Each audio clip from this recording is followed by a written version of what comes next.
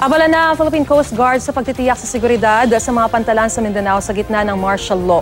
Kabilang sa hakbang na ginagawa ng Coast Guard ang paglalagay ng numero sa gilid ng mga bangka na bahagi ng security numbering system. May ulat on the spot si Salima Refran. Exclusive. Sam. Marisakay tayo ngayon ng BRP2 Bataha, isa ito doon sa mga barko ng Philippine Coast Guard. Bumabiyahe tayo ngayon ng Iligan Bay at patungo na tayo ng Iligan City. Nagsasagawa ng coastal inspection ngayon ang Coast Guard sa mga baybayin. Ito ay para matiyak ang seguridad na hindi makakalusot sa ibang lugar ang mga miyembro ng Maute Group. Ayon kay Coast Guard Officer in Charge, Commodore Joel Garcia, kasabay ng umiiral na martial law, isinailalim na sa Coast Guard ang pamamahala ng lahat ng mga port sa Mindanao. Ibig sabihin ang Coast Guard na magmamando sa port security at pamamahala maging sa mga security personnel. Maaari na ring akyatin ng Coast Guard ang kahit na anong sasakyang pandagat para silipin ang mga pasahero pati na ang mga kargamento nito. Sa June 2 naman, Maris, ipatutupad na ang security numbering system sa buong bansa at uunahin yan dito sa Mindanao.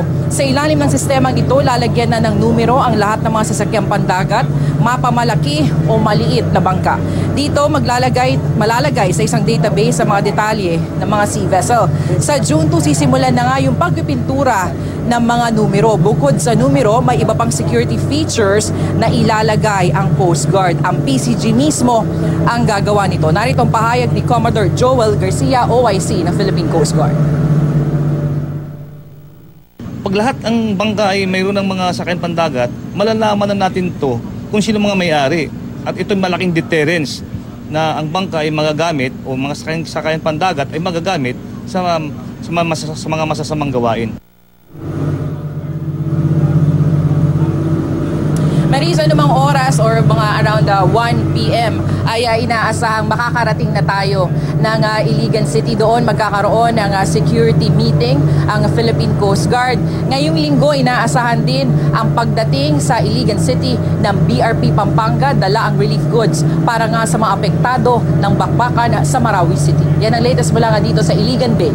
Maris. Maraming salamat. Ingat kayo dyan. Salima Refran.